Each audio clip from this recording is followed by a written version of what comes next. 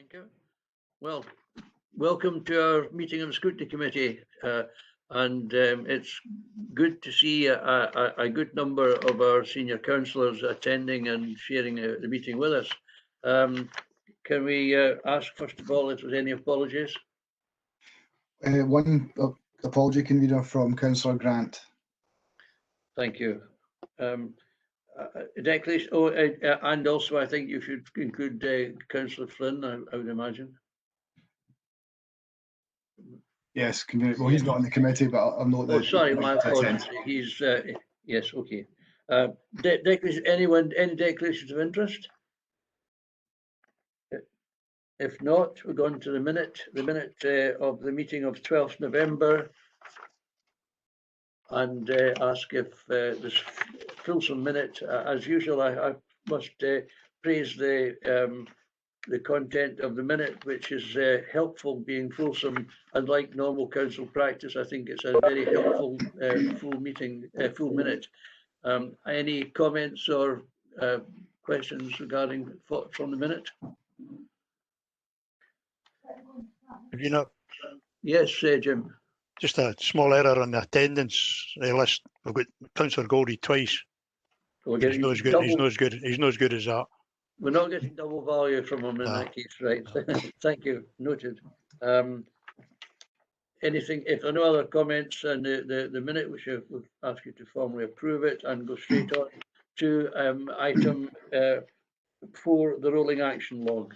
The rolling action log tends to, on this occasion, to be indicating promises for the future, as far as I can see, and ask if there's anything that you wish to comment on the content of the rolling action log.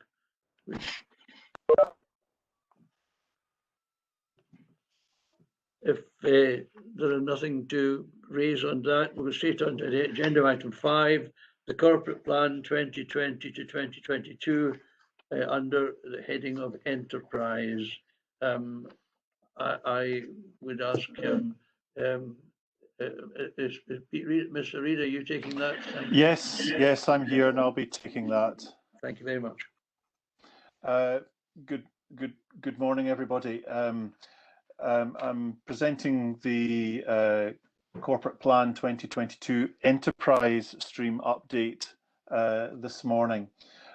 Members will be aware of the refocus on the Council's priorities and the revised corporate plan that was approved by Council in September.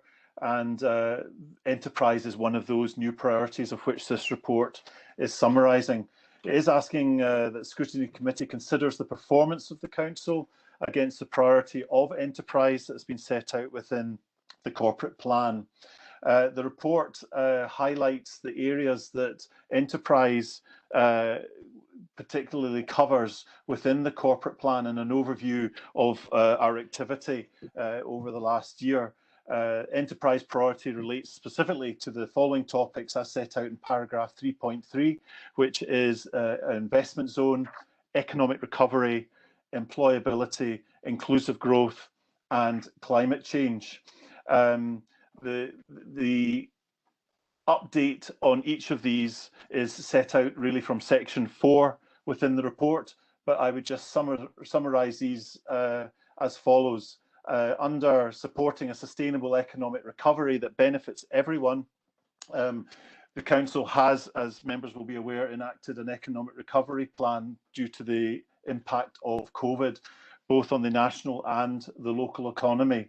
And that economic recovery plan was approved in September, with funding approved at the end of November, and the Council continues to progress the outputs of that economic recovery plan in supporting businesses through grant loans, in supporting our town centres through increased support to the Falkirk bid, and through our employment training unit in seeking to support those that are unemployed or will be prospect of coming into unemployment, and with PACE support.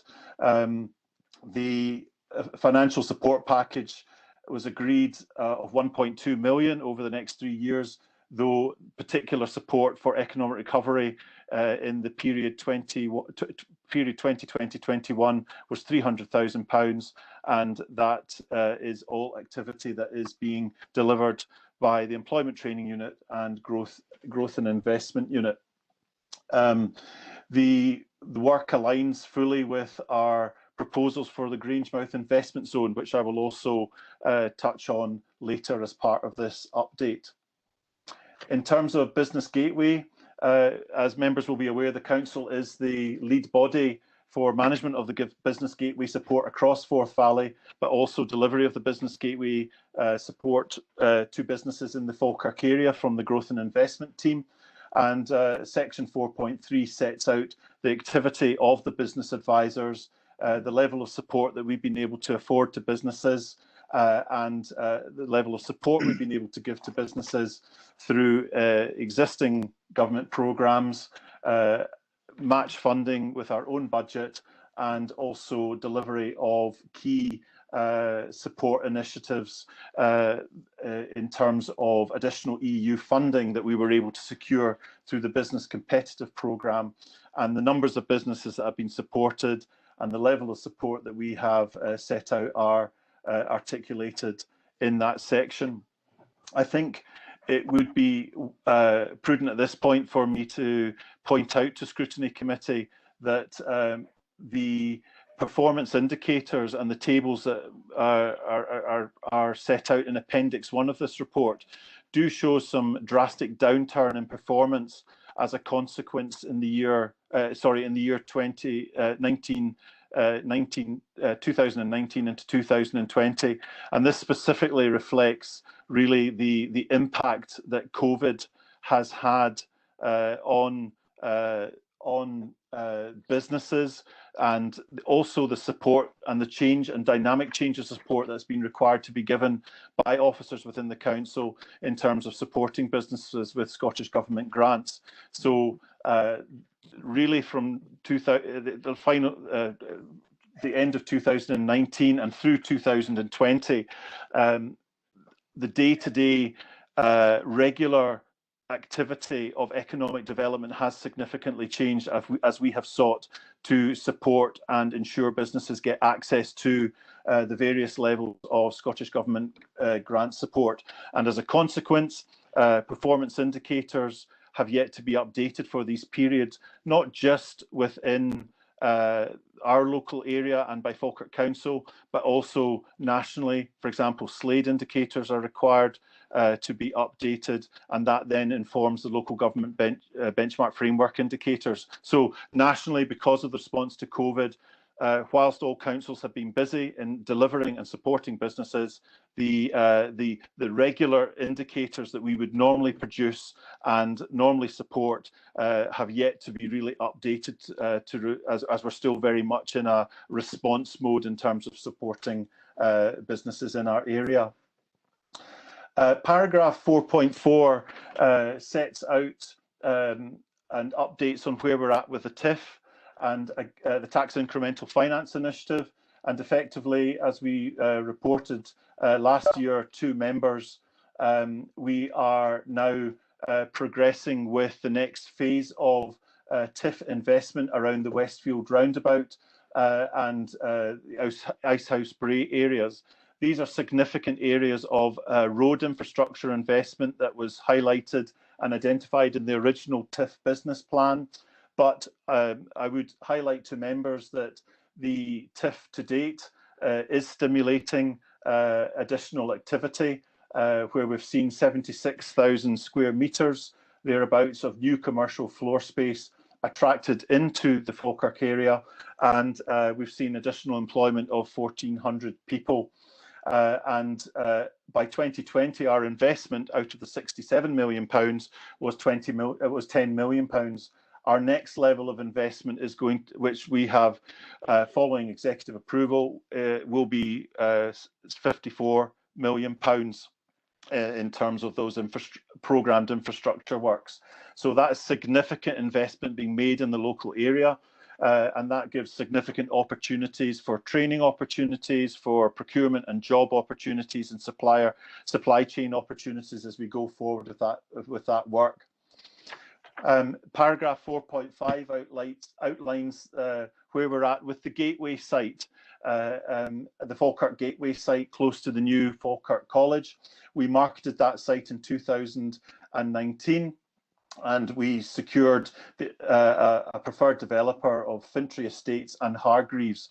And given again the economic downturn and the impact of COVID on development activity, we've continued to liaise closely with the developer, but also that has required in that liaison just continuing to overview what the developer's proposing in terms of their final proposition, and that is currently still being worked between the council officers and the developer, and we hope to bring a report back to the council's executive on the outcome of that and propose next steps to the delivery of this project later in 2021. Paragraph 4.6 sets out the impact of sets out our activity around tourism, and again, like business support, tourism businesses have been significantly supported where we are able to do so in terms of eligible funding criteria. But the impact of tourism of the various lockdowns has had a significant measured impact on economic impact on our tourism sector within Falkirk. And I would specifically highlight to the committee that the tourism sector economic impact has contracted by 62% in the first 6 months of 2020, and it's effectively wiped out all growth that we've really seen in this sector since 2009. And in essence, in 2009, our economic impact is 28% lower today than where we were in 2009. So members will be aware of the significant impact the investment of the Kelpies and the Falkirk Wheel has had in promoting our area, and the tremendous growth and attraction we've had. But I think this really sets to underscore it won't just be Falkirk. This will be a national impact that has been affected across all regions of Scotland as a consequence of lockdown, visitors no longer able to come to our area. And that has directly impacted on visitor days, visitors numbers, employment prospects, and as I've highlighted to members, the impact on the economy. We're still in an excellent location. We still have excellent visitor attractions of an international standard and an international recognition. And I think it's being ready to prepare to come out of lockdown and build on these strengths to rebuild again and to quickly accelerate the opportunities for visitors to come to our area where legally we're allowed to do so. We have continued to grow our social media platforms for Visit Falkirk across all our platforms over the year, and members may have seen some of the excellent videos that have been put out for local users, people discovering their own area using some of our excellent paths, award-winning paths, and trails that we have, and then slowly expanding that to visitors, inviting visitors to come into our area and to experience that as well. We also continue to work very closely with Visit Scotland, and we continue to progress and develop trade and international trade engagement for when we are at a point when Scotland and the UK and the world will be reopened for tourism. But I think at this point in time, our activity, especially over the last year, has been very localised. We have supported and worked closely with town centre traders, such as the BID, and some of the particular initiatives that they've been promoting that we have also helped to promote, such as using local food and drink suppliers or using gift cards in terms of presents for local traders. So there very much has been a significant switch in our activity and tourism activity, again, as a result of COVID. I would say that those percentage downturns are nationally measured through what's called the STEAM report, and this is an independently conducted survey of all tourism economic impact across Scotland, and as I say, will really reflect the position nationally. We continue to use procurement power to help rebuild our local economy and support sustainable local supply chains. And the Council has recently launched its procurement strategy for 2023. And in that, we are seeking to ensure that we have better governance and we are able to direct procurement opportunities more locally within the Falkirk area. And through that, since the pandemic, the Procurement and Commissioning Unit has been working to support services and businesses and providers to sustain critical and essential service provision to our communities. For example, procurement is supporting the Health and Social Care Partnership and the providers in response to COVID-19. The detail of that is set out in paragraph 4.7. I would say as well that the Scottish Government's Economic Recovery Plan has continued to support the Supplier Development Programme, which is an independent body which looks to support and ensure businesses have access to all Procurement Contracts Scotland opportunities with local authorities, and we've continued to see a growth in the membership of that, including the likes of Caledonian, McBrain, Network Rail, as well as the other 32 local authorities. And this is really giving opportunity for us to present to our companies an opportunity to tender for other contracts being promoted, but it also gives us as well an opportunity to ensure that all businesses have access to the appropriate training and support to ensure that they are correctly completing procurement contracts online, because if any aspect of that has been incorrectly done or there's any information missing, then the tender bid can be nullified. And so on that basis, it's about ensuring that local businesses in the Falkirk area and in the Forth Valley area are fully equipped and prepared and trained up to take opportunity for these, especially where through our procurement strategy we're looking for where we're putting activity out to tender, that a minimum of one local Falkirk company has to be on that tender list, and that is something that has been reinforced through our staff in terms of contracts that are being put out through economic development. And I think this accords closely with our overall objectives through the investment zone in terms of giving local opportunity, well-being and investment back into our communities. And this will be a critical element that we'll look to develop, especially through our investment zone, or as I've already stated, through the tax incremental finance initiative. So there's bespoke training that is run and delivered through the Business Gateway team, and we continue to ensure that our supply chains are contract ready and tender ready to bid into these. Paragraph 4.8 just sets out where we are undertaking the creation of strong partnerships that help to drive growth and generation. Key to this has been the Falkirk Economic Partnership, which brings together key stakeholders in our area that have helped to develop and work on to present the investment zone and the economic recovery plan. And during the pandemic, considerable efforts have been made by partners to assist local businesses and the wider community. So we've seen local chemical plants producing hand sanitizer, PPE products to frontline workers and local charities, measures by Falkirk Bid to support retailers in terms of the town centres, and also support being given by both Forth Valley College and Schools Development Scotland locally into our area. And partnership work is absolutely key in terms of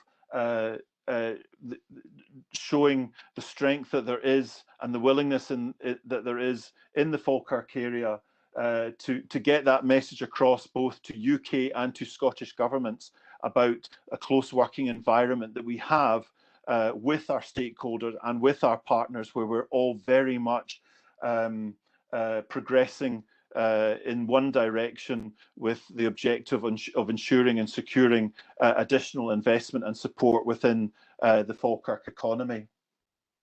4.9 just outlines the status of our investment zone growth deal bid to the UK and the Scottish Government. This is very much under the goal of seeking to secure external sources of investment to produce a diverse economy.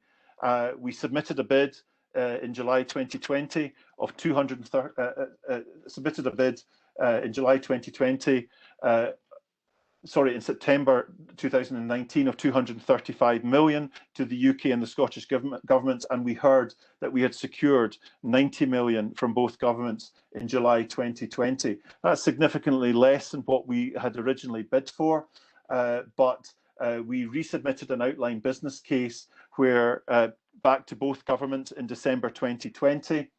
And it's hoped that we are looking to secure heads of terms around the key projects that the investment zone is looking to deliver.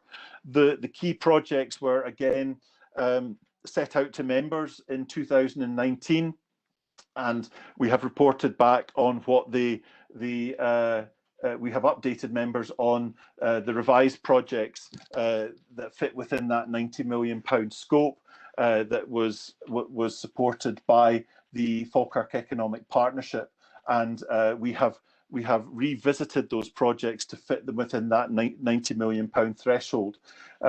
We're still continuing to progress discussions with both governments, but members will see that there's been continued activity through 2020 as we've sought to progress and secure and develop the investment zone through last year.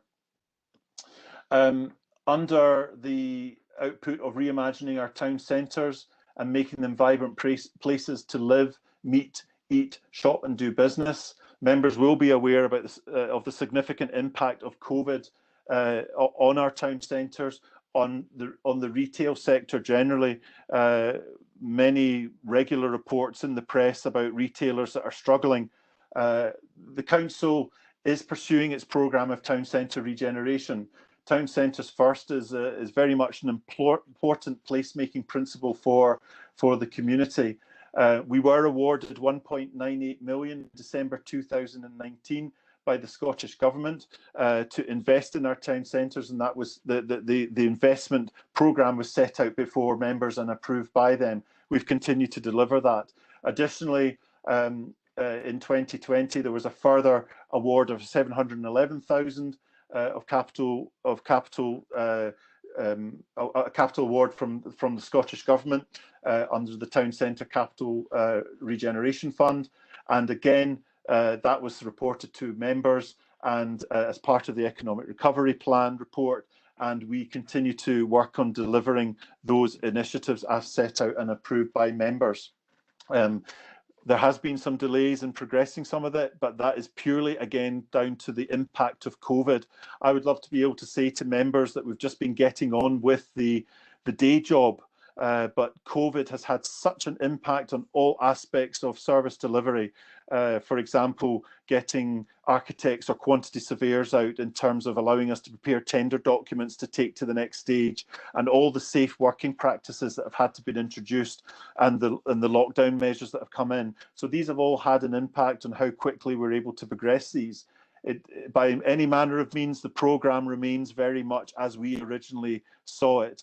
The investment proposals very much are as were originally outlined, and this is important for our town centres. It's important for our town centre retailers, especially in terms of them seeing and understanding that this work is going to be coming forward and is being developed as we speak. The Revitalising Falkirk Town Centre Partnership.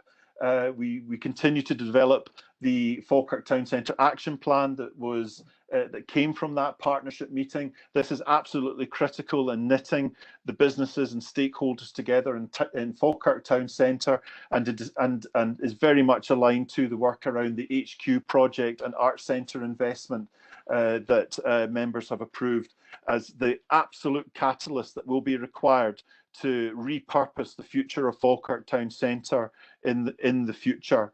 And that work is all ongoing activity at the moment. We're working very closely with Scottish Futures Trust in terms of looking to master plan the opportunities for Falkirk Town Centre and Grangemouth, those both very much aligned into key delivery outputs within the investment zone. So these are all interlinked. The decisions that are made, investment decisions that are made, the engagement that happens with stakeholders across the investment zone, across the economic recovery plan, and across our town centres activity, they are all interlinked in terms of an overall strategy of economic investment being delivered into our area.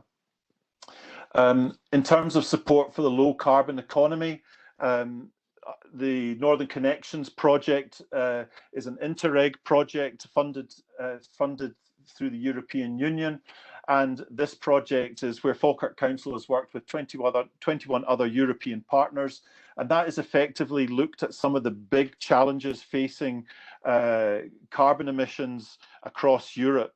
And for the Falkirk Grangemouth area, the challenge that we put before our partners was around the carbon emissions that come out of industry in Grangemouth, which are one of the highest in Scotland, if not the UK. So we've worked closely with Scottish Enterprise, we've worked closely with our partners in that project, and we have developed over the last 2 years, working closely with Scottish Enterprise, a carbon capture utilisation action plan, and through that a concept for a carbon capture utilisation facility in Grangemouth that will use captured carbon. The objective of the concept will show that shows that there is demand within industry and within Scotland nationally for there to be a sustainable manufacturing campus which looks to transition industry away from just purely carbon output to using carbon and captured carbon for a whole load of other bio industrial purposes that are now clearly emerging globally, and Grangemouth is ideally placed for that. So that piece of work has concluded, and it remains a firm strand within our economic development strategy. Encouragement of the use of electric vehicles and green transport. We have the active travel and electric vehicle in infrastructure investment, which members will be aware or may have seen the investment that was made at Falkirk Stadium using that fund, where we put in one of Scotland's largest EV charging hubs at the start of the A9 green route from Falkirk up to Wick. And work closely with Transport Scotland, and those charging hubs are also charged using PV filters as well that effectively negate drawing of power directly from the national grid to charge cars. So it's very much a best practice investment that we have seen being made in our area, and has received significant support and social media coverage. In addition, we have, through Charge Place Scotland and Switched On Towns and Cities, received funding as set out in paragraph 4.12 for more EV chargers in public spaces. And finally, I would also add our EV electric bike scheme, which we installed towards the beginning in 2019.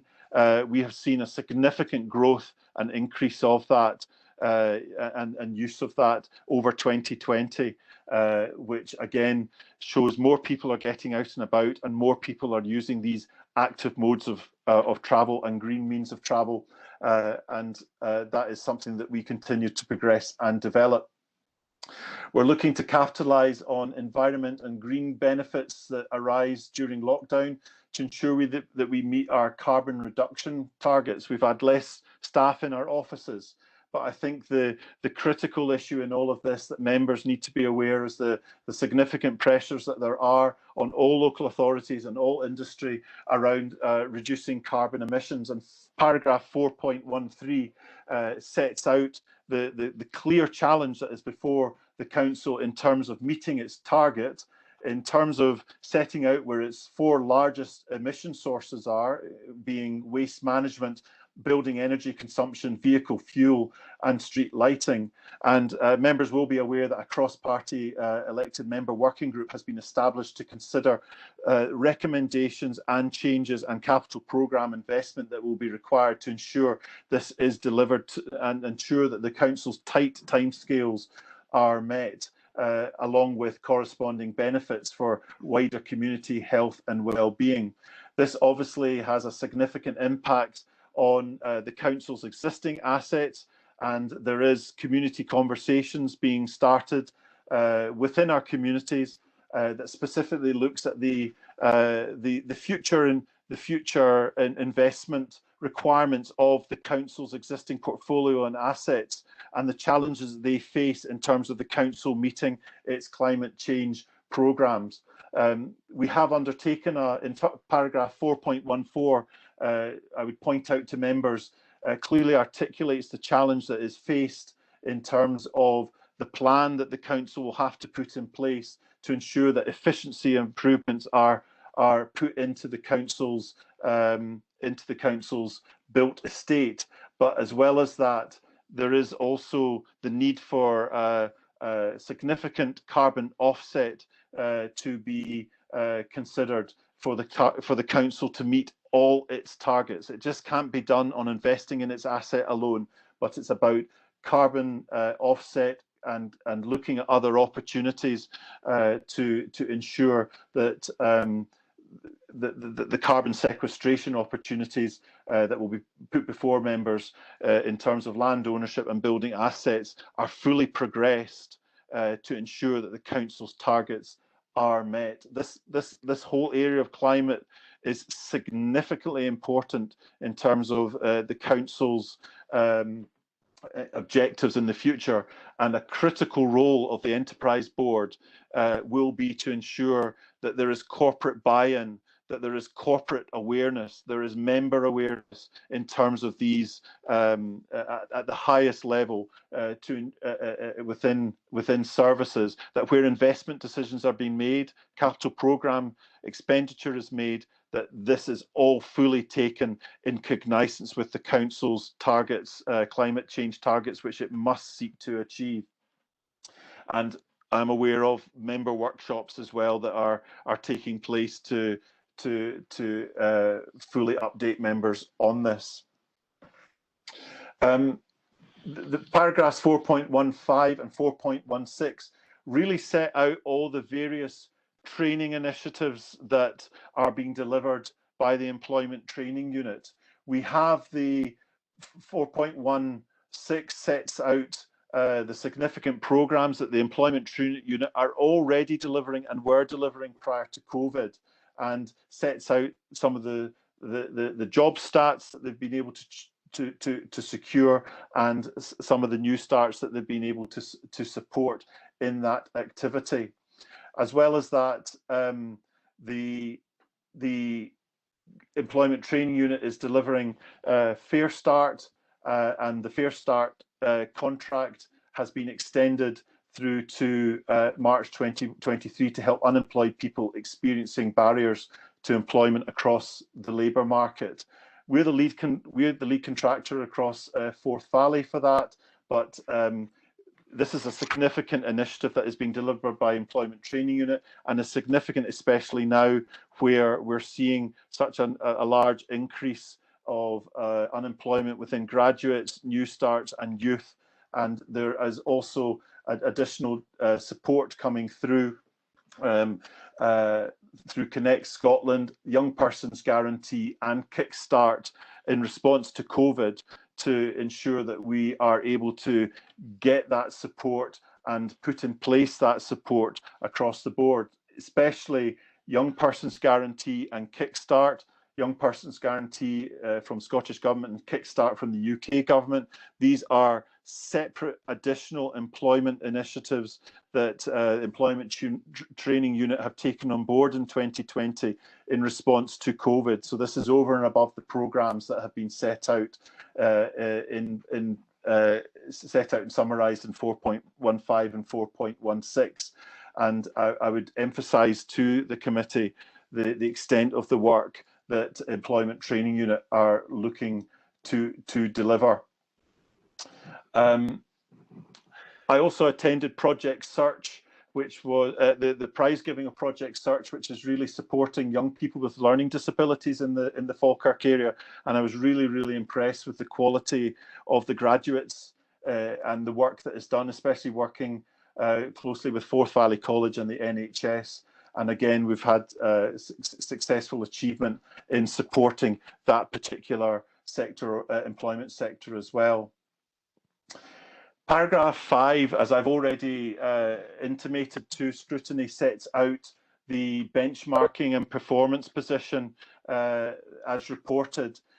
Predominantly that is through the local benchmarking framework, and this is a high-level benchmarking tool across all local authorities, and it supports senior management and elected members to understand the performance of services at a national level against other authorities.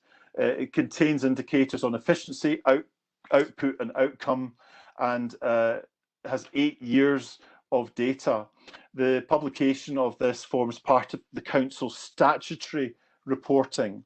The Communities, Enterprise and Innovation Boards, all feeding into Council of the Future, are going to be measured using these suite of indicators. And for the first time, they've been integrated into the performance reporting for Enterprise. Appendix 1 contains the proposed format of these indicators, with the indicators for Enterprise included. This is an interim report, as I've indicated to committee at this stage, because of the impact of COVID and the ability of all local authorities to report on these indicators. And so the position, so really the data is really there from 2018, 2019.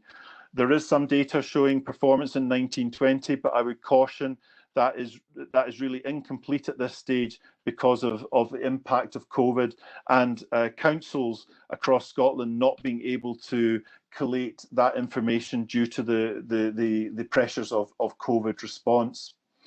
There's been various audits and inspections undertaken during 2020, predominantly within Growth and Investment Unit. We've had an audit of the Kelvin, the LEADER programme, that's bespoke support to our rural communities, and again there's been substantial assurance on that, and across other audits by internal audit in terms of our handling of the Scottish Government grants and support to businesses, again showing substantial assurance. And we had a significant Business Gateway audit in terms of EU match funding, which isn't complete yet, so it's not recorded there, but again I can advise committee that again substantial assurance is being recommended for that. So that's really to let members know that our practices, our principles and our methods in delivering all the projects are being appropriately and giving assurance and de-risked, and it's making committee aware of that. I appreciate this is a long report. I have spoken for a long time, just trying to pull out the highlights and summarise the impact of COVID on what would normally be normal service delivery. But hopefully I've conveyed to members actually how we've achieved, how we've continued to develop and how we've continued to progress economic support along the broader themes of the Enterprise Board and within the Council's business plan in terms of meeting those achievements and goals. And on that note, I would conclude there, again just highlighting the recommendation in the report that the committee considers the performance of the Council and Enterprise within the corporate plan. Thanks very much. Thank you, Mr. Reid, indeed, for a comprehensive summary of a very, very busy contract. The corporate plan itself, it covers so much, and of course is so greatly affected by the effects of COVID in all its areas that it gives us particular interest and concern.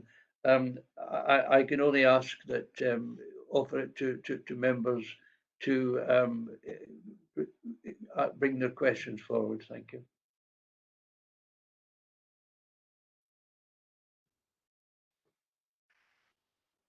Convener, is it okay? Yes, Robert. Sorry, Robert, I didn't get your question, but I was putting my hand up, but on my facility, there's no way to tap that you want to speak. So if it's okay, I'll go ahead. Oh, please do. You're welcome. Obviously, as a portfolio holder for tourism, I would like to thank Mr. Reid and his staff for the hard work they've put in this year, because in a lot of ways they've been busier than normal, because Falkirk District is one of the most virtually visited areas probably in the UK, and they've done a great deal of work, like most tourist companies throughout the world just now, trying to push their area. Now, tourism was very slowly building and building and building, and it was one of our biggest employers. It's great to see on TV, and we're all stuck in the house watching TV, images of Falkirk, the Wheel, the Kelpies, the Helix, etc., as the backdrop that many people are using.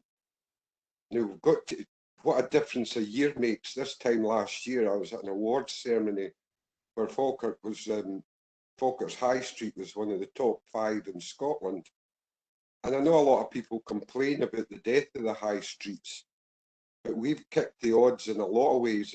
And I would say to people who complain about our high streets, go to some other towns. I think you would be shocked. We've tried to put on as much events as possible in the lead up to COVID. We're working very hard on our historical aspects. A lot of them had been quite untapped until a couple of years ago, and building up the huge events which were bringing a lot of people into the town. Now, as tourism, which is one of the lowest budgets on the council, it brings in the most money and employs the most people. So I would like to thank Pete again, and I would especially like to thank the staff of Falkirk Delivers. They deserve our highest praise, especially during COVID, where they've done everything that possibly can be done to keep our town centres as alive and vibrant as possible. Lockdown is a necessity that we've all got to live with.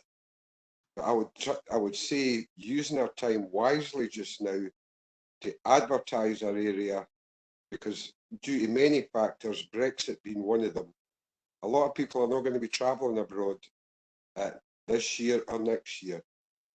But hopefully they'll come to our area because we've got the most to offer. And in a lot of ways, we're still new. A lot of the established tourist places people have been to and been to many times.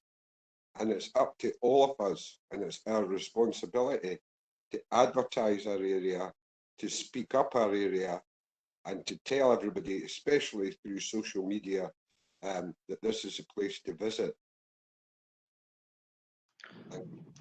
Thank you, Robert. It's your continuing involvement in tourism is greatly appreciated, and glad to see that you're still very much to the fore on the importance of tourism, and must have seen in the last year some considerable disappointment that the efforts that were being made under your control have been so greatly affected. We can only look for the future and hope that it brings us back to the place that we were approaching as far as tourism is concerned. Next question. Yes, Laura.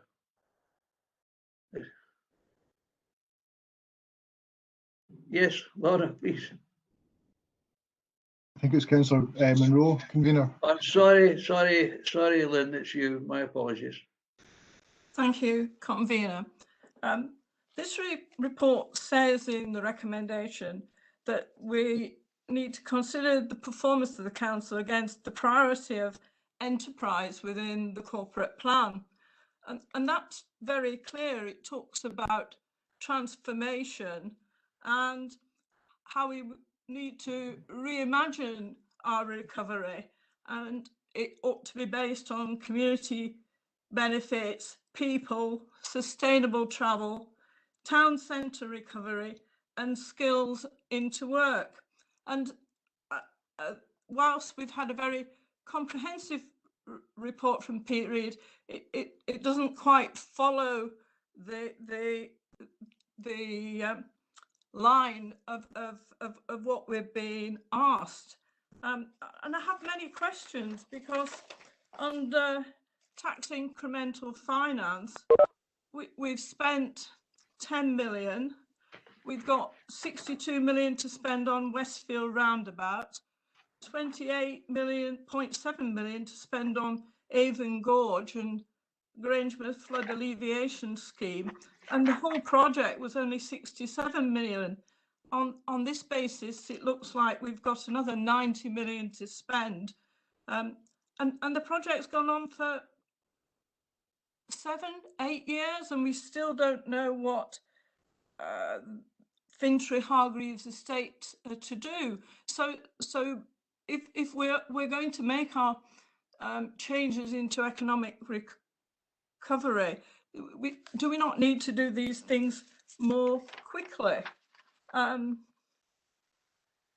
In terms of page 4.6, it talks about Bowness Railway and investing there, but you know, the community have said at the report to the lottery that we don't feel that the railway actually works with the town, and it took Lord Falconer to persuade the lottery fund to give them the money after the consultation that took place.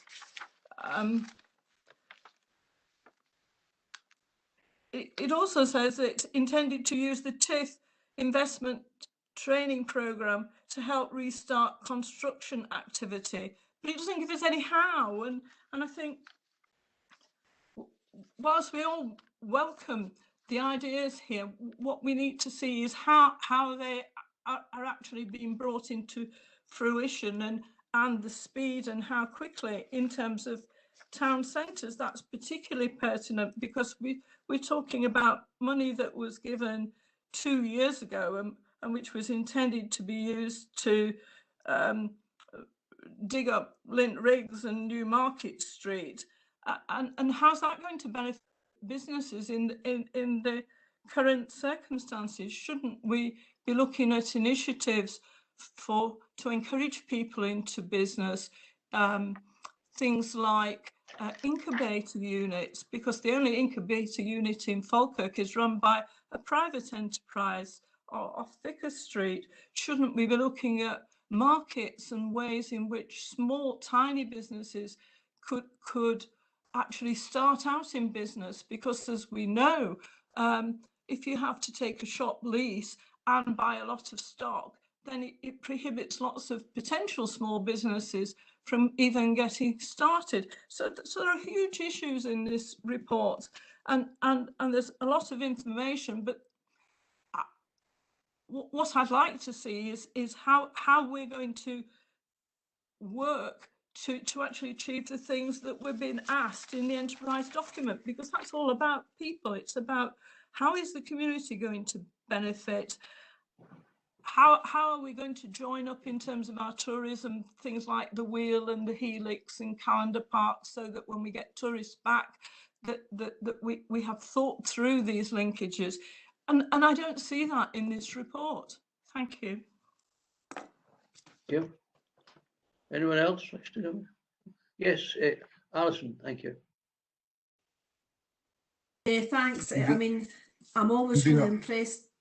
Can you hear me? Yes. Yeah, Convener, I just wondered if it's worth that after every member ask, because Pete Reid would want to respond to that, and I saw Councillor Meikle-John on each point before you move on to another member. So, sorry, Councillor Black. No, it's okay. I think that's good advice, and I obviously welcome. It's always right. I think that Pete should be asked to follow up any comments, and thank you. Thanks, convener. I think my response would be that this is very much summarising the activity that we've been undertaken. The detail of all of this has been set out on specific projects. Let's take TIF, for example, have been set out on specific dedicated reports to members and to the executive, where some of the questions that are being raised are answered. I think significantly the timing of TIF has been around and the investment. We remain within the original contract delivery of the projects. The opportunity for additional funding, external funding has come forward, and also decisions that were required with Scottish Government required some projects to be set aside while they were reprofiled, and that's the delay is really as a consequence of that. What I would suggest, though, is that in pressing ahead with this investment, that is creating the opportunities for training, for employment, for local companies to engage, as we're seeing through the council's procurement strategy. The work we're doing with supplier development programme to ensure that businesses are tender ready to be part of these, and also the work that we've highlighted within the investment zone. A key part of the investment zone will be looking to knit all of this together through the well-being and through the well-being and communities aspect of the investment that the investment zone will seek to make, and that's about ensuring that there is appropriate investment back into our communities.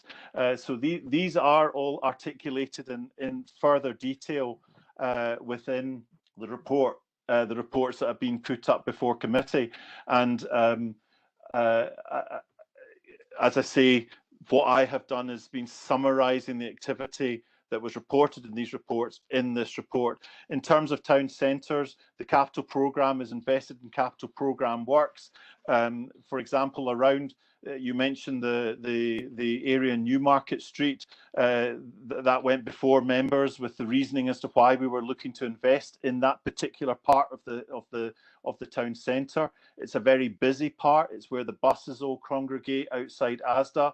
There are been many close calls where people have been crossing Newmarket Street to go up Lint Riggs and onto the High Street, and there is a general concern about the safety of that aspect.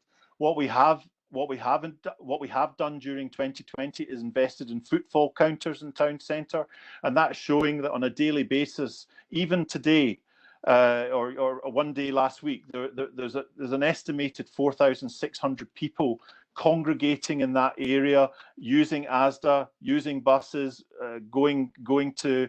It's a key area in the town centre where there is pedestrian movement, and that is why that area has been specifically looked at for improvement and investment, and that as well brings confidence to users of the town centre and brings more confidence back to retailers in terms of what for customers coming back into the town centre. As I highlighted, the Townscape Heritage Initiative that we delivered previously in Bo'ness, we've delivered in Falkirk. We're only able to concentrate on particular aspects of the town centre and its investment. It's the HQ and the Arts Centre project, and sitting within the investment zone that will bring about the broader catalyst changes and the opportunity for preparing master plans that also will help secure additional investment that we're confident will come into the town centre on the back of that. These all equal, in due course, opportunities for our communities, for training, for employment, and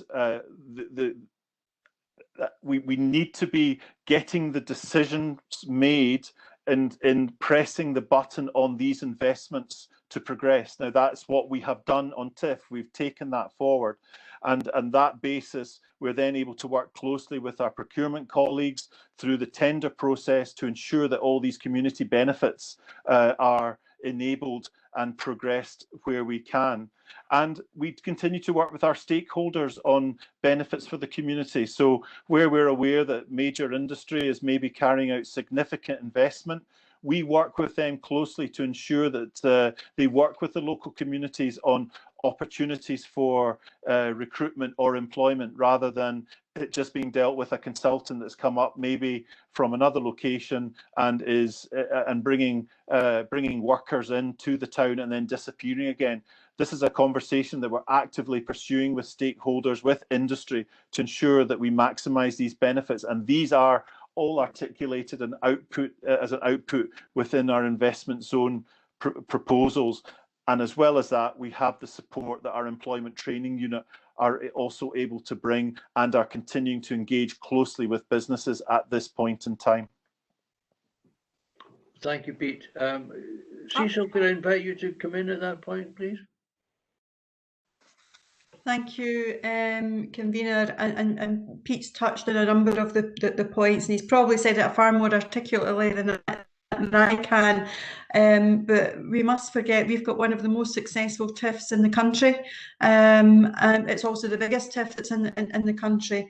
And just some of the comments that Councillor Rowe made, she refers back to a number of years ago. The proposal, particularly around Westfield, at that time fell as a result of the economic crash in 2008, and it has taken time for that. The economic climate to recover enough to be able to reignite a project there. Unfortunately, we've then had COVID come upon us, and that has impacted, country worldwide, and will indeed have an impact, but it doesn't mean to say that we should stop pursuing that investment, particularly in using the TIF to our best advantage. And I think the difficulty people often have with the TIF is because it's around very much infrastructure.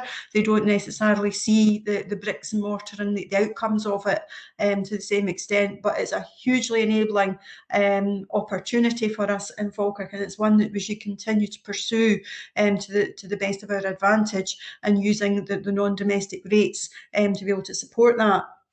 A couple other things, the Townscape Heritage Fund that has been used in Bowness and in Falkirk, and the changes around the lint rigs, etc. If you actually speak to the retailers, they have been hugely benefited by that. They have found that having that nice environment has encouraged people to use the area, and they have been very, very supportive of that. Not without its challenges during the works that were being carried out, and that was managed very well by our team, and able to continue that liaison. But the outcome of it was they are very, very impressed with what work has been done, and who would want to not acknowledge that certainly for Falkirk Town Centre, the £4 million worth of investment that's gone into our older town area, and the additional investment that we have secured for the other parts of the town, and around that aesthetic look, to make it open and environmentally friendly to people. And indeed the work that's going on with our Invest Falkirk team around making it a disabled friendly town, and that work will continue. I know that there's a real desire for that despite COVID. Incubator units, we work across the sector with the public and the private sector in delivering those, and there are a number of units spread throughout the council area, including some smaller units in Grangemouth, more industrial, but we work with the private sector, and we cannot deliver everything, and quite rightly we shouldn't be delivering everything. So I actually see that's an absolute benefit to us, and having that relationship. We've got the fastest growing tourism sector. We need to capitalise on that, and that's the work that's ongoing within the Invest team, and we see that. We do need to look at what that is post-COVID, and how we can look to support that. I think people will look to go outdoors more, and we probably need to focus on that initially until we can build elsewhere. I just wanted to touch on some of the challenges that are out with our control. We've worked very, very closely, as Pete has said, on the Interreg project to develop our new technologies and links around changing and around energy, the environment, climate change. The Interreg project has been hugely helpful and supportive, and we've made some fantastic links with up to 26 other countries and learned a lot from them as they have from us. Unfortunately, that is a project that the UK government is no longer funding, and it's something that we want to look to explore, certainly within Falkirk, how we can continue to maintain those working links because they have been hugely beneficial, and it's been really disappointing that that project has been pulled and will not be continue to be funded at UK level. And we will be seeking support where we can from Scottish Government to progress that. But I think we just need to be very careful about keeping this in context. And scrutiny is about asking questions, but we need to make sure we're asking the right questions. Thank you, Convener. Yes, thank you, Cecil. Alison? Thanks. I've always said that we've got a really, really good economic development team, and when you see the range and breadth of projects that we're doing and our importance to the national economy, I've often said as well that we're probably too small a team for the amount of work that we expect them to do, but they do really fantastic work. I've really got 4 questions, and one of them was on page 36. You can see that the graph has a downward trend in terms of, and it's starting to go up again in terms of business startups. And the BBC News today, it said that there's been a large number, increased number of business startups last year during lockdown. And I think I met with the Federation of Small Businesses last year, and we discussed that. And at the last economic downturn, there was a large rise in businesses, and that was really important to support those new small businesses. So that was one question, just to ask about the trend on page 36. The other thing was funding, obviously the investment zone and the growth deal. We were all really, really disappointed about the amount we got, because we asked for 235 million, we got 90 million, and it says in the report that in April we're probably going to hear about what, but hopefully we'll get more. But is there any idea that if we will get more, and if we get more, will it be significantly more to try and match up what we originally intended to do? And then another question is the action plan for Grangemouth. Just simple question: when will that be ready? Do we have an idea of when that will be ready? And then finally, the business gateway. I met with them last summer along with Councillor Reid, and we had a really good discussion. I think that there's more that the business gateway could do in terms of interacting with small businesses, and especially the retailers, etc. Just now, I know they had intended to do surgeries in the districts, and obviously we've had lockdown, but this was after the first lockdown, and I don't think that happened. So is there any way that we can try and get the business gateway to interact more with small businesses, and what more can we do to help those startups to make sure that they're actually successful? Thanks. Mr. Reid, I've got a number of difficult questions for you there. Thank you, Convener. Thank you, Councillor Black. With reference to the transactions, with reference to the business gateway support for new starts, I'm not sure if I'm looking at the correct plan here, because my page numbering is different from yours, I think. Could you just give me the code, CMS code, on the heading of the plan? Econ 5, number of business gateway startups per 10,000 population.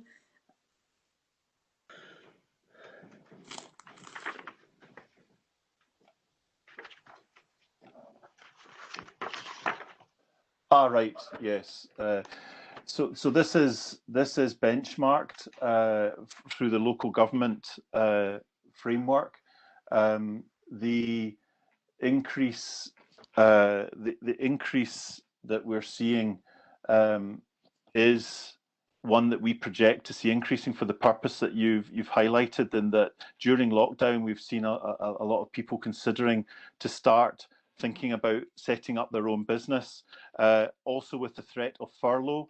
A lot of people have been thinking about that. The threat of removal of furlough and prospects for future employment. People have been thinking about that as well. So this is an area that we continue to support. I think what I can say that is really since March last year, Business Gateway activity has been about ensuring the Scottish Government grant support is getting out to all local businesses timelessly, and there's various grant schemes that the government have put to local authorities to deliver.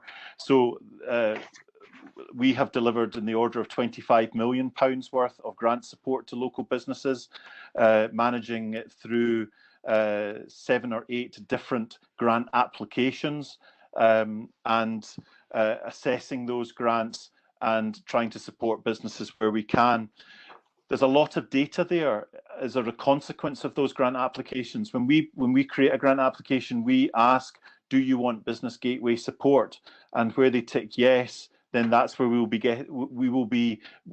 get our business advisors to contact them. But I have to say that really probably up to December and into January, we have been operating 100% along with our revenues colleagues, and along with, for example, just recently our governance colleagues with the launch of the taxi fund, to get the grants out the door, and and that has really remained the very pinnacle of our support to businesses during 2020. Some businesses just aren't interested in looking at growth opportunity or growth support, whereas others are keen to see that come through. So we've been able to ensure that business advisors have been able to support them where we can. The critical area of support that we have been keen to ensure that businesses get is through digital support. There's a lot of businesses that we've been able to discover through the launching of the grant scheme that there is a lot of businesses aren't following Twitter or social media or have an ability to make online applications. So actually what we've been focusing on is digital support to businesses to ensure that they are getting supported. So whether that's bespoke support that we're giving through to our town centre traders through Falkirk Bid, or whether it's additional support through Falkirk, through the Business Gateway team, we do have that list of businesses that we want to get out to support and to ensure that we can encourage that growth and that upward projection we will see continuing in our area. I refer to our local activity, which is really the first plan in Appendix 1, CMS 003, and there that reflects the jobs created, and the plan after that, the support that we've been able to give to businesses, which you see falls off a cliff on plan on graph CMS 006, and the report for 2021 on number of unique business supported through Business Gateway. If it was on Business Gateway activity alone, that would be that is showing it's quite low. But actually, we consider all the conversations we've had with businesses, inquiring about grants, inquiring about support, inquiring about help. That has still to be articulated and fed into the performance monitoring system, as is the case nationally. So I would expect to see that plan showing but towards the end of the year, a much more improved and revised position. So that's with regards to businesses. Action plan for Grangemouth. This is the work that we developed with Community Links and the community in Grangemouth, specifically addressing the areas that they were looking to see improvement around. So one of the key areas of that action plan was repurposing the town centre, trying to do away with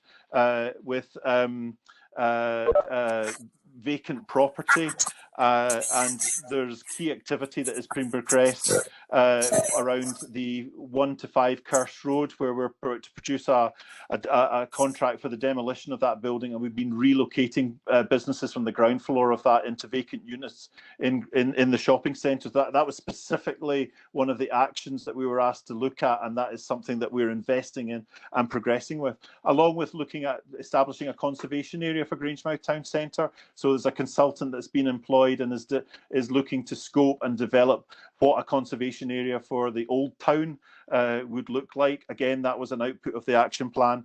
And these will all be fed into the broader master plan activity that we're going to be looking to develop and work with Scottish Futures Trust around Grangemouth as a town and the whole, in terms of the relationship of industry, traffic, town centre, residential space, and that is all committed to and was referenced within the economic recovery plan in November, and we're progressing with that work. So that work is progressing, and I don't know if I've hopefully that's covered all your questions.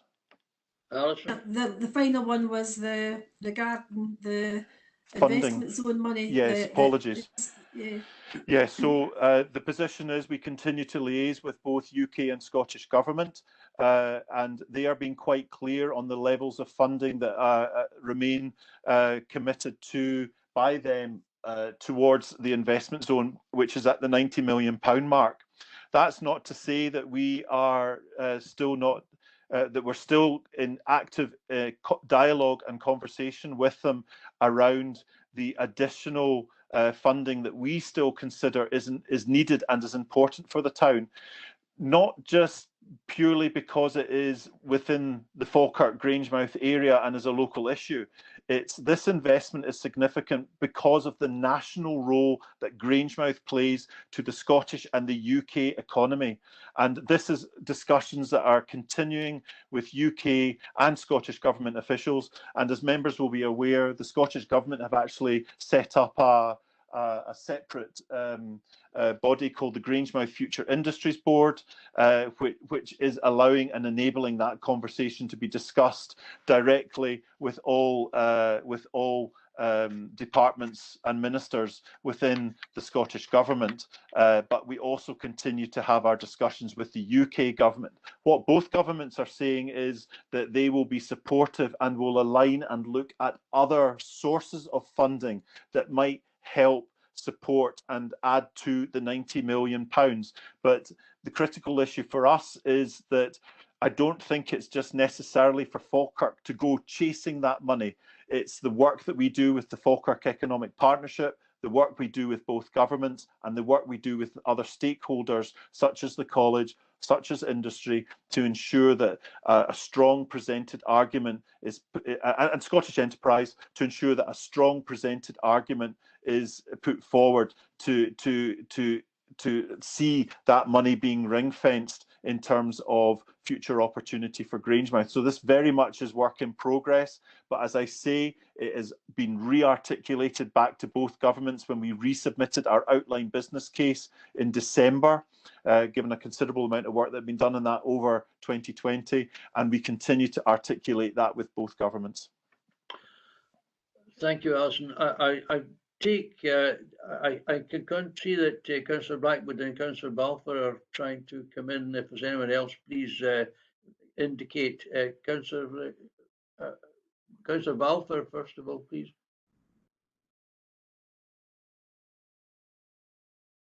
I've got work happening in the property down the stairs, so I don't think you'll be able to hear me, but I've put a lot of stuff in the chat there. A lot of questions. Can you maybe get some answers on these? Yes, would you like to raise them now? Yeah, if you want to go ahead, yeah. I don't want to speak because they're drilling. I could say that I'm aware you're making questions. Unfortunately, at least on my screen, your notes don't stay there for very long enough to really digest the questions, I'm afraid. Maybe Brian can have a look and read them out. Yes. I don't know if Pete can see there's a series of questions in the chat bar. The first one is an update on the Avon Gorge progress. Councillor Balfour's asking. I'll do them one by one. Yes, that's appreciated.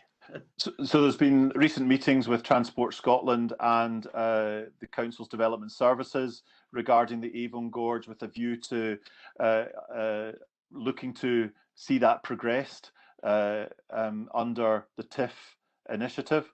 It remains a committed piece of work under the TIF initiative, but given the success of the TIF, we're anticipating a much larger non-domestic revenue income, and that we hope to get Scottish Government approval to allow us to use that income to continue to progress and extend the extent of the TIF reach, which has been set out to members in the previous exec report last year in much more detail. I can get reference back to that report so you can understand the context of that, but it does extend the TIF, as Councillor Munro stated earlier, closer to £90 million, but work is continuing to progress on that with Transport Scotland, who are reviewing the design spec of the current plans that are ready to go on that.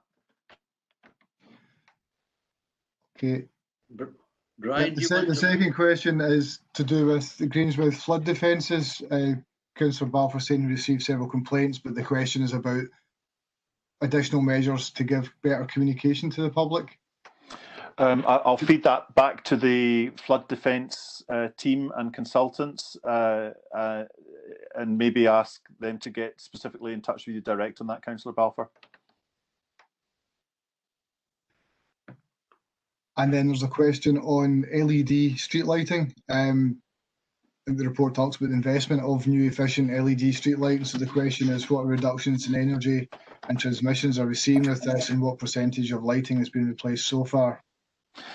Again, I am aware through discussions that we're having on capital programme at the moment that there has been articulated that there has been significant savings as a consequence of LED lighting. It's not specifically my area of expertise, but I can get a very quick and updated response for you on that, which is showing that there are significant efficiencies and savings being made that do contribute significantly to our climate, play an important role in contributing to our climate goals. And there's a kind of follow-up to that about wind power trees that are used in France that can use 25 streetlights each. So is that something we look at? I will pass that on to onto the design team and the lighting team for comment. And then the last question from Councillor Balfour is just about progress on Icehouse Bray Road. Yes, so I'm pleased to advise that this again is one of the TIF projects that has been instructed, and we've appointed contractors through a framework agreement with a view to looking to see that delivered. We will have a refined and more updated programme later in the year, certainly sort of mid-year, and Icehouse Bray is committed in those contract works as part of that £54 million, which just isn't all about Westfield Roundabout, I would add. So it does include Icehouse Bray, all CPO activity that was required, the compulsory purchase orders that were required to be made have been made, and all owners, there's an agreement with all owners where acquisition of land is required to be made to allow Icehouse Bray to proceed. So that is committed and progressing, Councillor Balfour. Thank you for these questions, Councillor Balfour. Councillor Blackwood, you were trying to get in? Yeah, thanks, Convener. Couple of, I think about 4 questions. One in 4-6 tourism. And I appreciate that people are, the next couple of years are going to spend their holiday in the UK. And obviously we should be trying to attract as many as possible to the Falkirk area to visit our holiday. But will that not be offset by the reduction in visitors from overseas? Are they not like to also stay in their own country? That's one of my first questions. The next one is on 410 town centres. Denny has a fairly new town centre, but there are vacant units in it, and there were vacant units in it before COVID. So what's our plans to fill these units when we'll overcome the COVID situation? Take it that's still ongoing. And 411, the Northern Connections. Brexit, what effect will have that on the 21 European partners? Will we still continue with Brexit on affecting that? And my last question is on the 419 Young Persons Guarantee and Kickstart, £30 million of which was allocated to local authorities. What was Falkirk Council's share in that 30 million? Thank you.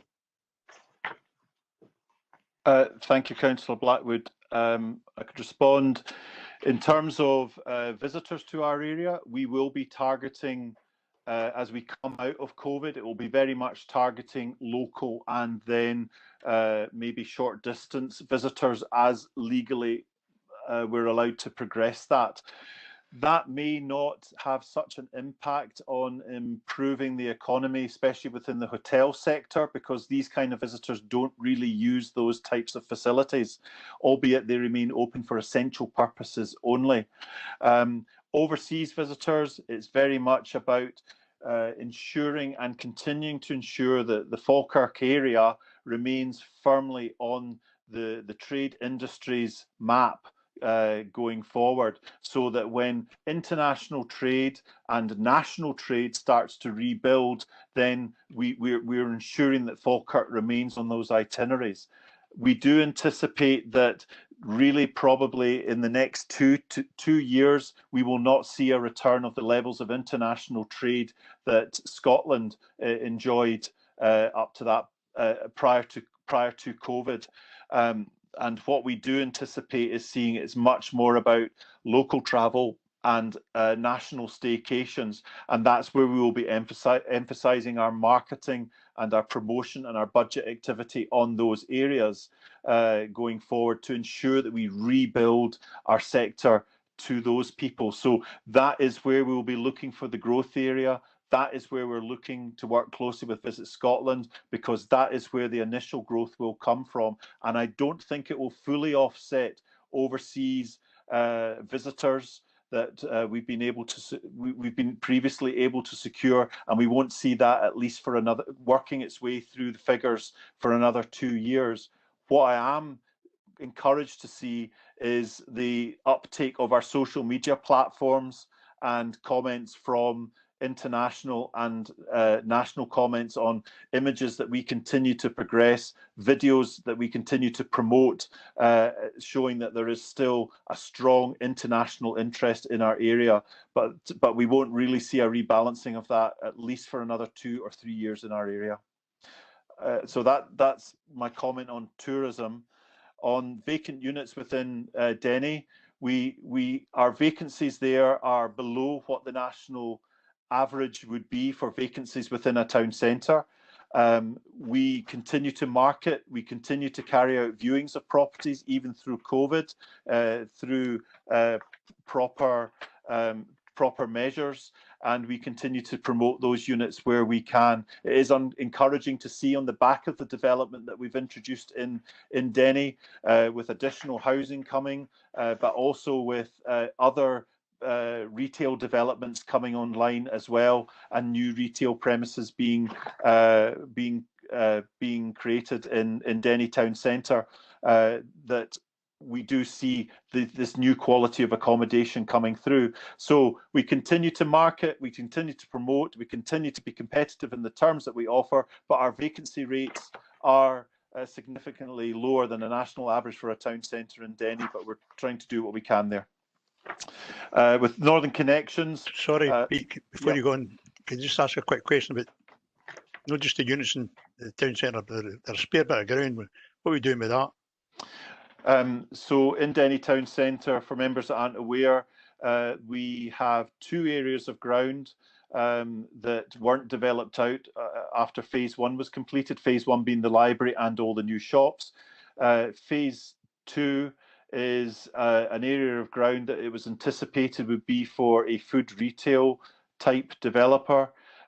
We've been actively marketing that site, and the interest in additional retail development in Denny really for a couple of years, and as reported to executive previously, is limited. And what we're seeing there is opportunity and interest from residential, social housing, residential development, which concurs with what we're trying to do in our town centres about bringing more people back into live in our town centres, and that also helps support footfall. So that is actively being pursued at the moment to see if a deal can be concluded there, Councillor Blackwood. And the other smaller site, Phase 3, I think it's what it's called, that has been sold for a future post office development, and that transaction has concluded. So I'm not aware of as to where the developer is on that, where the owner of that site now is in terms of his development prospects.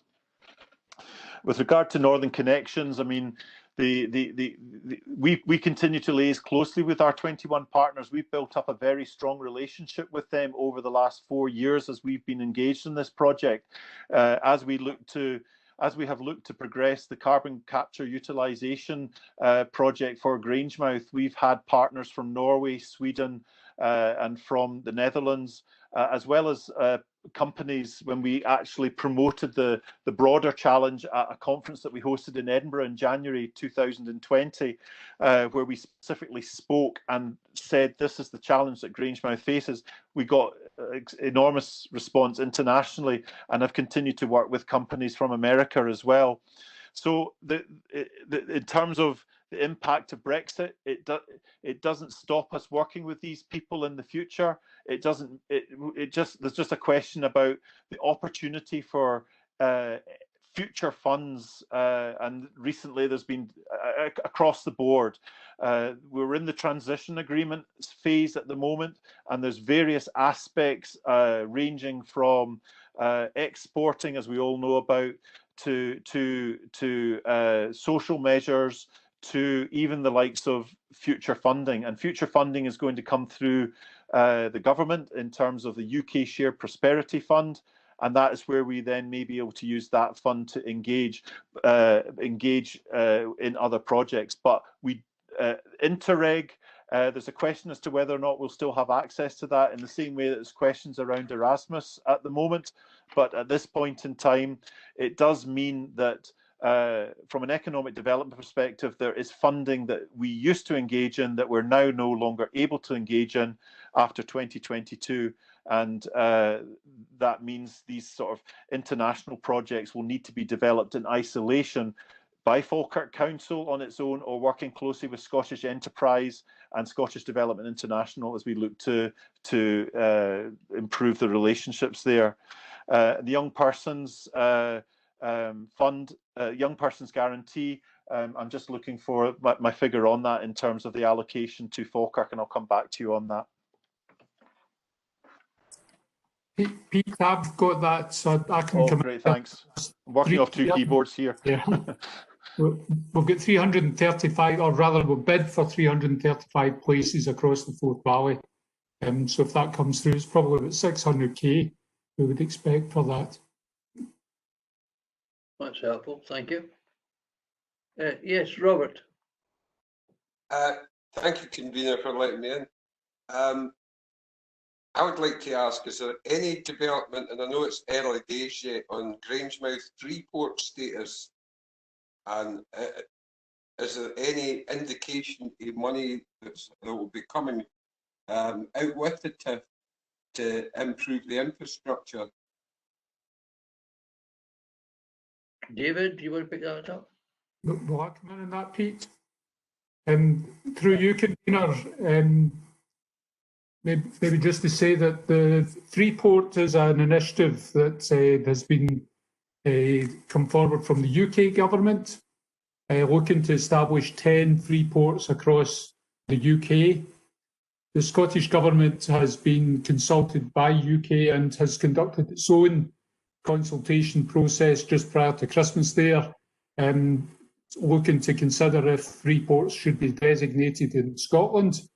And they made an announcement last week on a model of freeports that they would like to promote in Scotland called green ports.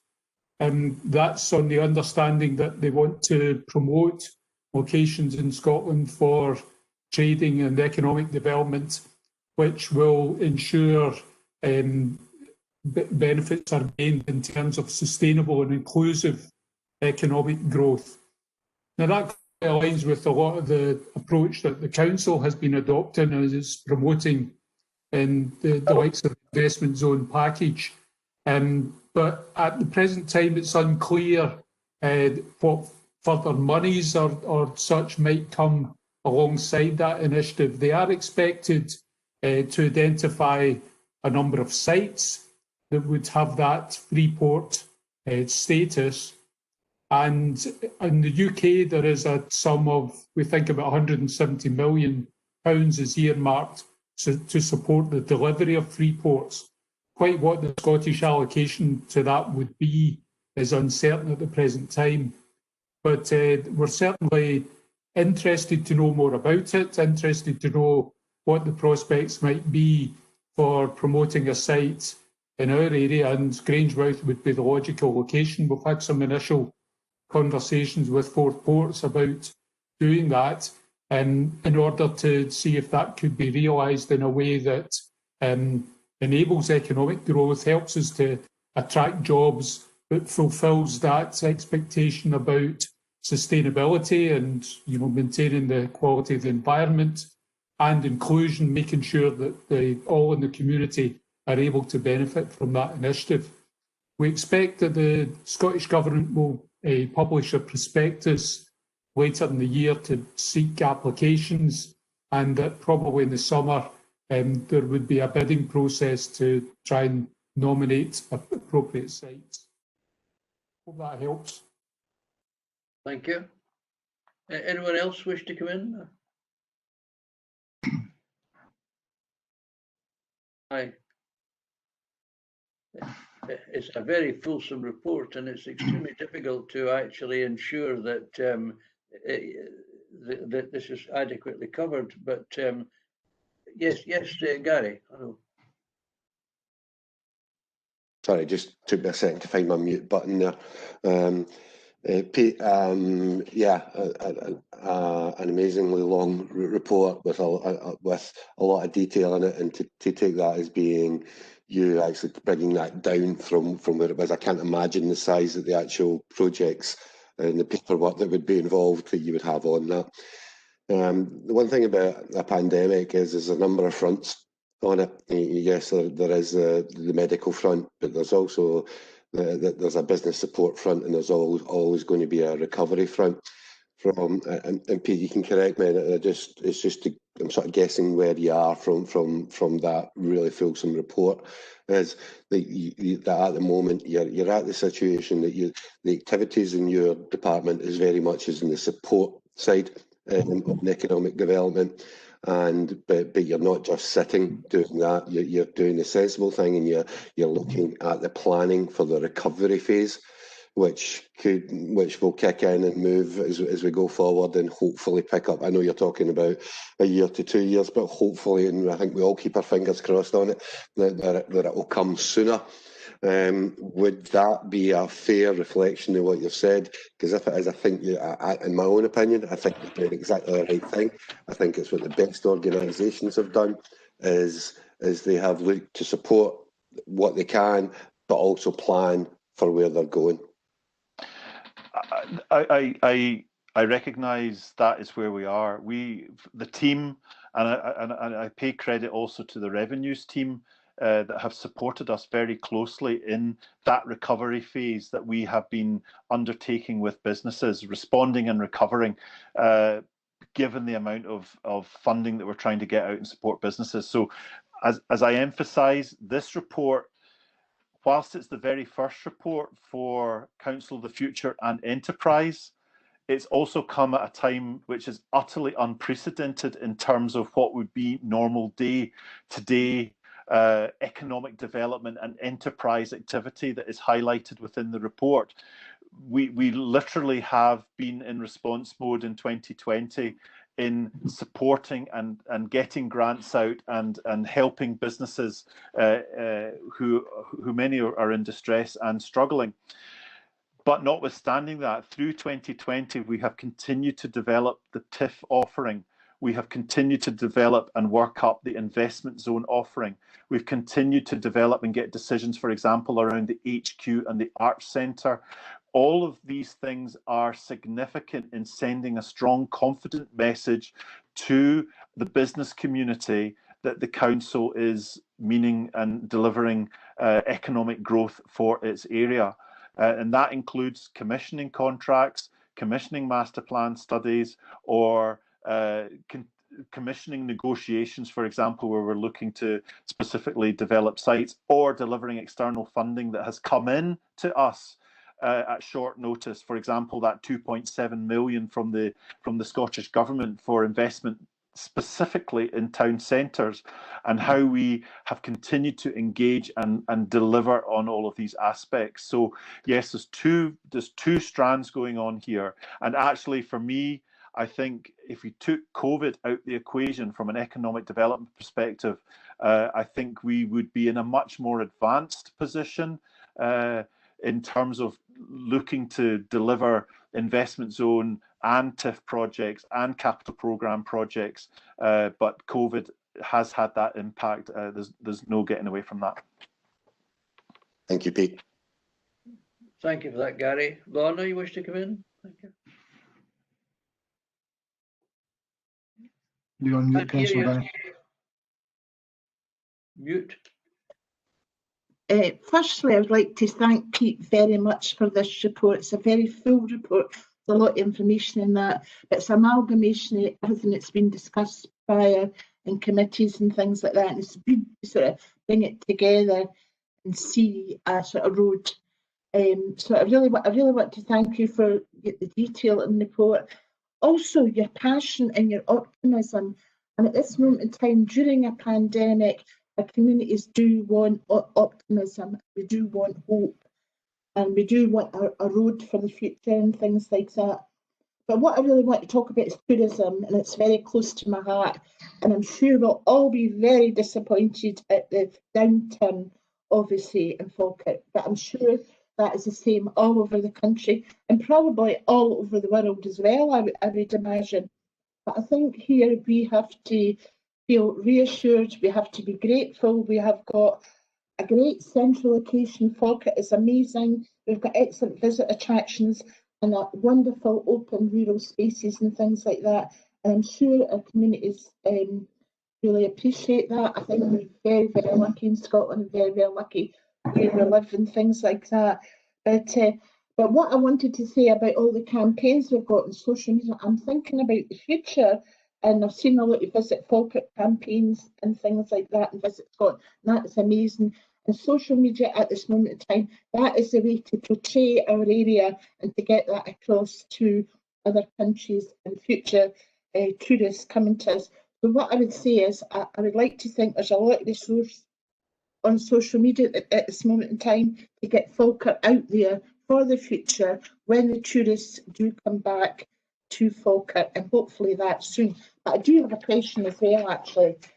With regard to tourism, the council supports business and training to aid recovery. What is offered by the council and what is the uptake for that? I'm not really talking about financial, I'm talking about other means of support. And also a wee add-on, what is the proposed activity investment zone for creating places? When will this come on stream? Thanks, Pete. Can I just clarify your question, Councillor Binney, around employment and tourism? Can I just clarify that again, please? The council supports business and training to aid recovery. I think I'm more thinking about the training aspect. What is offered by the council and what is the uptake at the moment? The training aspect is predominantly delivered through our employment training unit, and they work with businesses in our area. Now, what they have seen, and what, in the same way that businesses have been impacted by COVID, employment training unit has also been impacted by COVID. We've not been able to run programs in the way that we would have liked to have run programs with getting clients into employment, because businesses have been shut down. Council offices have been shut down. Where we carry out and regulate training, we've not been able to do that.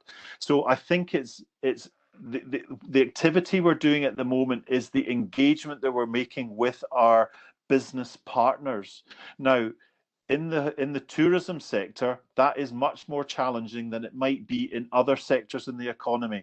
And the reason why that is because hotels are closed, the staff have been furloughed, and attractions are closed and staff have been furloughed. So it's difficult at that point to bring in employment opportunities into that sector. But what we're looking at is a training program, whether through Youth Guarantee or Kickstart or through the council supported program, and especially for those that are in more challenged sectors of unemployment. That is where there will be concerted, targeted engagement ongoing to deliver these programs within our tourism sector going forward, when the tourism businesses are ready to start reopening and come into a position of trying to find a footing on what will normal trade look like again. So that will all be supported through our employment training unit, and through the economic recovery plan. Members also agreed an additional sum certainly for 2021, and we're looking for that to be extended into the following 2 years, which was bespoke support, program support for those that might not be in that youth cohort, others that maybe that are older and out with the 18 to 24 group that are unemployed or are looking to come back into employment. And we've got bespoke support that we'll be doing through our PACE activity. We expected that to be ramping up maybe much more quickly in October, November last year, but when the Chancellor extended furlough, that has just held off and made a delay on future employment decisions that employers are going to be making. So it's about us being ramped up and ready to respond on that. And there will be specific targeted approach and engagement with tourism. And we also sit on the Scottish Tourism Response Group at a national level. The Team and Growth and Investment Unit are on board with that, and we also chair the Slade Tourism Group. So Falkirk chairs that with all local authorities in Scotland. So we have our finger on the pulse, we have our ear to the ground, and we are listening to the conversations and helping to shape recovery policy at a national level with government and working with organisations like the Scottish Tourism Association. That's really positive, Pete. But what I was thinking about, do we have any digital engagement? I know because of COVID-19, we've got all the restrictions and that. But what I'm finding out there is a lot of business networks and things like that. And as I say, a lot of business now is done digitally. So I think for communication, that is an avenue we can go down as well, to have the same connection and collaboration with different networks and things like that. We do have a very strong digital network of support with tourism businesses in our area. We have a tourism business group that meets regularly. That helps shapes our promotion strategy. It's not the council that's saying this is what we're going to promote. It's the businesses working with the council on that partnership to help shape that. And also to shape what the Visit Scotland, the Visit Falkirk promotion strategy will look like on social media. What are we putting up on Instagram? What are we putting up on Facebook? What are we putting up on Twitter? And Councillor Coombs commented in the comments section about Susan Calman. It's about retweeting all of that on our Secret Scotland and coming to the Kelpies. We do all of that. We work with bloggers. We've had some really good hits on some of the videos that we've done.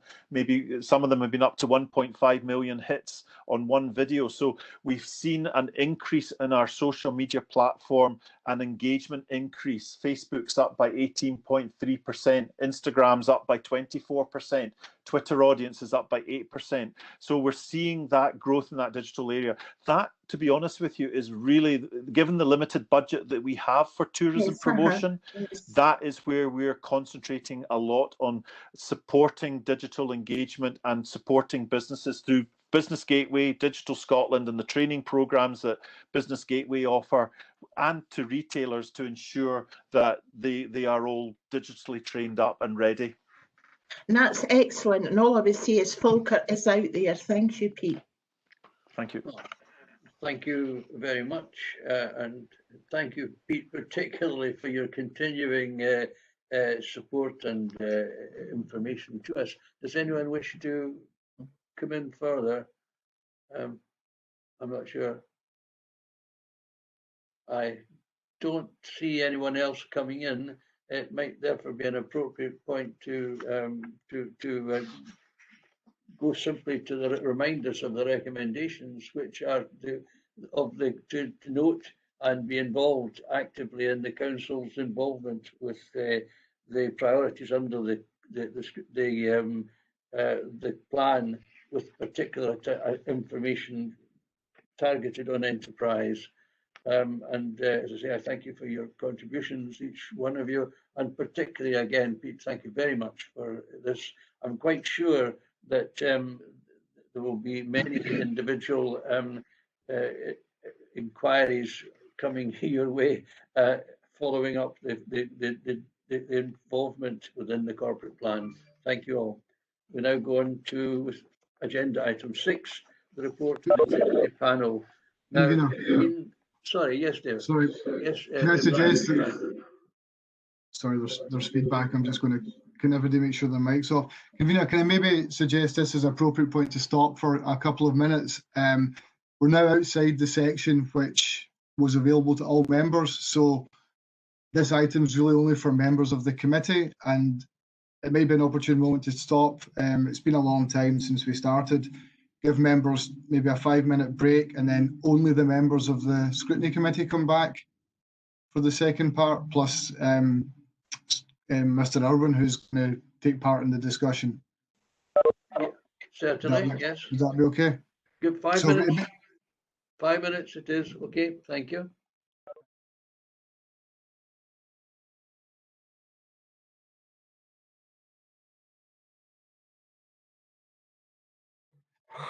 So that's us back, convener. If you wanted to maybe just right. Reconvene. Okay, thank you and welcome back. Our next and final item is agenda item 6, the report of the Scrutiny panel on the Pupil Equity Fund. I think this has actually been a very good response, and I thank very much the councillors that were involved with preparing the report. It's unfortunate, however, that due to circumstances, neither the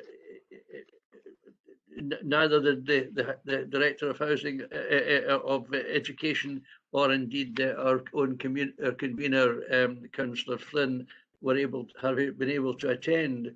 And I know that members will have items that they wish to raise, and I just wonder if it's suggesting that in actual fact we agree to carry forward this particular paper to a future meeting of the Scrutiny Committee. Can I ask for comments or support or otherwise to that report, that decision?